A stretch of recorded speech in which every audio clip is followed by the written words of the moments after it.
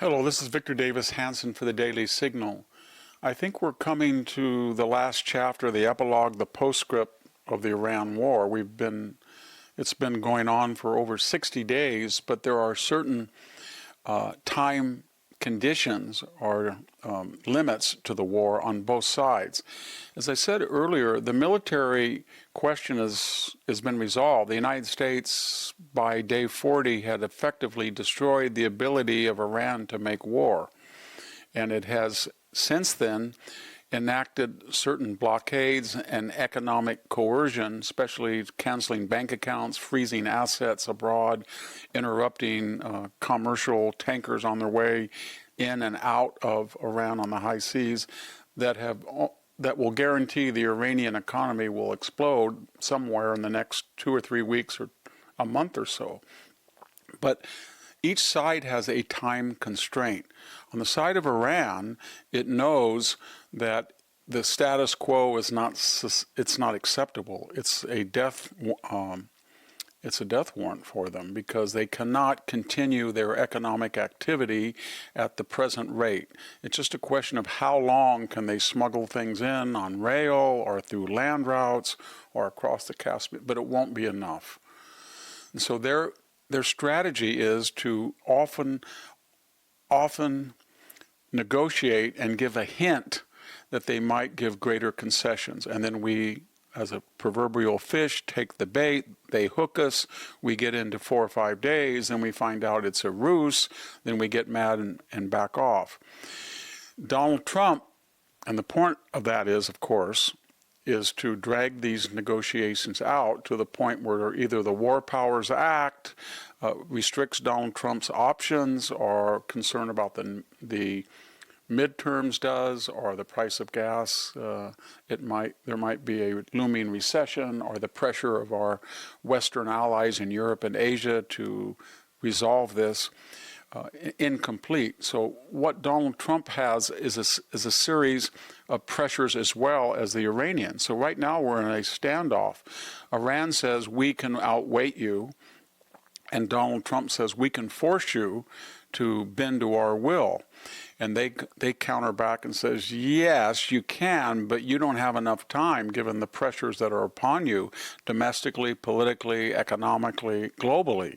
And we have more time. We won't go broke. And Donald Trump says, yes, you can. So you can see that these are two fixed objects in collision, and there's no way to resolve it, except at some point, as the United States opens the Straits of Hormuz and people starts to come in, there's going to be greater traffic. Wall Street will be happy about it, and the price of oil will start to fall.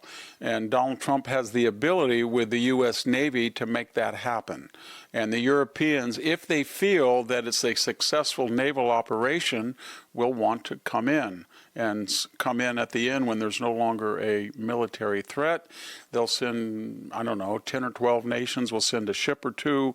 We'll guide them in, and then they will take credit, which is fine. But what is the likely end to this standoff? And the likely end, I think, is something like the following. Iran will still send out boats to harass ships that get too close to the coast. It will still say it wants to negotiate, but it will never concede on 2 or 3 issues that were the purpose of the American intervention in the first place. Remember, we didn't go in there to get boots on the ground. We didn't go in there to change the regime. We went in there for 2 or 3 reasons. One, to ensure they could not enrich uranium, or they would not have nuclear enriched uranium to make a bomb. Number 2, we were going to stop their propensity to launch missiles at their adversaries. Number 3, we did not want them to subsidize the terror masters of Hezbollah, the Houthis, and Hamas. And you could add there that we didn't want them killing Americans anymore, that for 47 years, whether it was embassies or military barracks or individual Americans or in some cases, U.S. soldiers fighting in Afghanistan and Iraq that were killed by Iranian shipped-in shaped charges. We had enough of it. So all of those demands that we are putting upon them, I don't think they're going to concede to them, because to concede to them would mean they're no longer a revolutionary theocratic society. And that's what they exist to be. So what will happen? In the next week, 2 weeks, or 3 weeks, Donald Trump has a magic date. I don't know what it is. You don't know what it is. He does. And his advisors do. And they say at this point, we can still continue a robust economy. The signs are good. We'll get the oil price, and around 5 months from now, almost 6 months, the economy will be roaring and will be in great shape, and people won't even remember this downturn. But we've got to do it in the next 2 or 3 months. And what will they do if we demand that they get off the seas of the Strait of Hormuz? They will send out boats. We will sink them. Then what will they do? They will send missiles into the Gulf and try to destroy the oil capacity and potential of the Gulf states.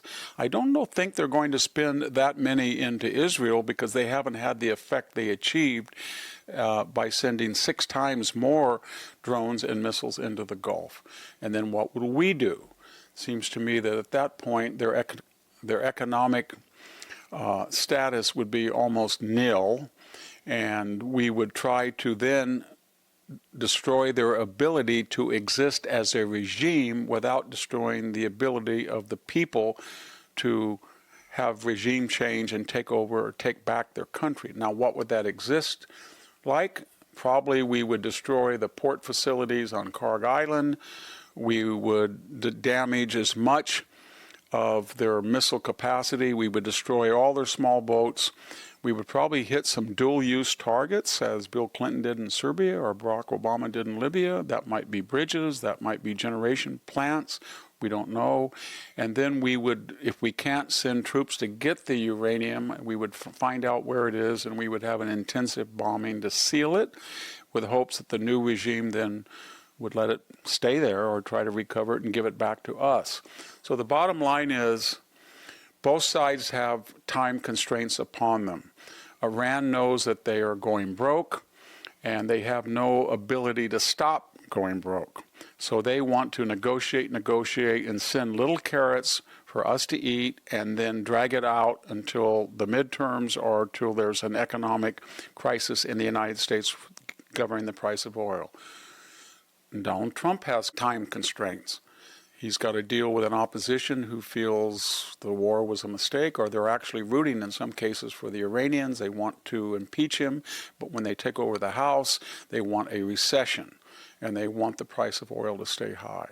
So in the next week to a month, something's got to give, and that got to give will be probably the United States will take the move to force open the Strait of Hormuz, and when they react to that by sending missiles, then they will finish the job and destroy their ability economically and militarily for good. It could be quite violent for a week or two, but ultimately the decision is not in doubt.